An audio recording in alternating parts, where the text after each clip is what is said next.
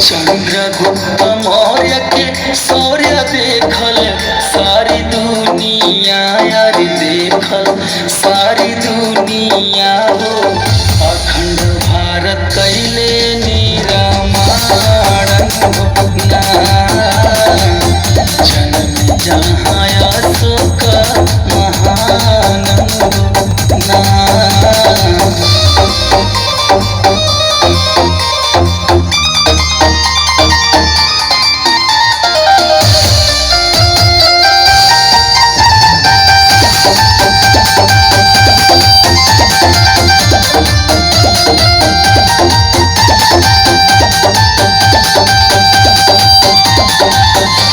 बड़का घराना हवे ऊंच खानदाना, देश विदेश सगर गावे गुड़ गाना।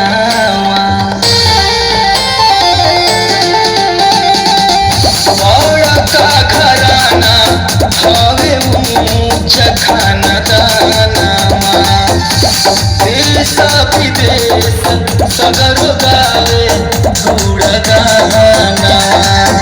और भाग मिले मौर्य वंशी घर जनमा सत्यवंशी घर जनमा हो। जहाँ जन्मे अशोक महानंद ना,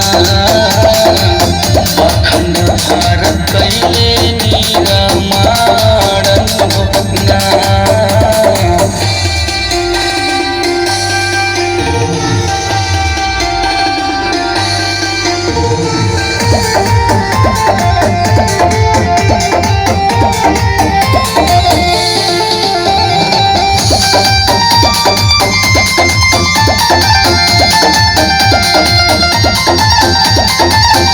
सिरा सिकंदर जहाँ सिरा वा झुकाए, वंश मौर्य वंश इतिहास भी बताए। सिरा सिकंदर जहाँ सिरा वा झुकाए, वंश मौर्य वंश इतिहास भी बतावे। गावे धनंजय मौर्य वंश पहचाना, मौर्य वंश पहचाना हो। जहाँ जन्मे अशोक महानंद ना,